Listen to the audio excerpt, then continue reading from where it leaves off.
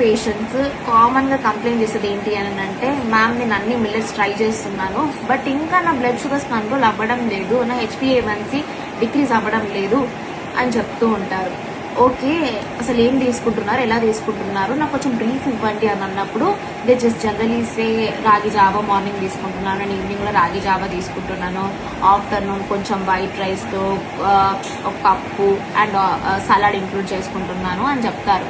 So ragi జావా and నేను observe చేసిన థింగ్ ఏంటి అంటే, డయాబెటీస్ రాగానే ఇంకా హెల్తీ అనగానే ఆ kind of people are incorporating ragi mostly. But ragi మనము ఫ్లోర్ అంటే ఇది ప్రాసెస్ చేసిందే కదా, సో దీని గ్లైసమిక్ ఇండెక్స్ హై అయిపోతుంది. అండ్ ఇది మాల్ట్, పారేజ్ ఇవన్నీ ఈ రాగి ఫ్లోర్తోనే చేస్తారు. సో అందుకే మీ బ్లడ్ షుగర్స్ అనేటివి కంట్రోల్ అవ్వడం లేదు. మనము మిల్లెట్ తీసుకుంటేనే GI తగ్గుతుంది అని ఏముండదు. మనం ఎలా కుక్ చేస్తున్నాం, దాన్ని ఎలా ప్రాసెస్ చేస్తున్నాం, దాన్ని దేంతో కంబైన్ చేసి తింటున్నాం, ఇవన్నీ థింగ్స్ చాలా ఇంపార్టెంట్. సో మీరు ఈ మాల్ట్, జావా, పాలిష్ కాకుండా రాగి ముద్దలాగా తీసుకోండి.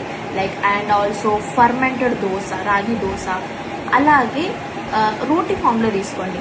అండ్ ఈ రాగి ప్రోడక్ట్ ఏదైతే మీల్ రాగితో చేసింది, లైక్ రాగి ముద్ద అయినా రాగి దోశ అయినా కానీ అది ఒక్కటే సింగిల్గా తీసుకోకుండా దాన్ని ప్రోటీన్, ఫైబర్ అండ్ ఫ్యాట్తో కంబైన్ చేసినప్పుడు గ్లూకోజ్ స్పైక్ అనేది ఇన్స్టెంట్గా అవ్వదు, స్లోగా రిలీజ్ అవుతుంది.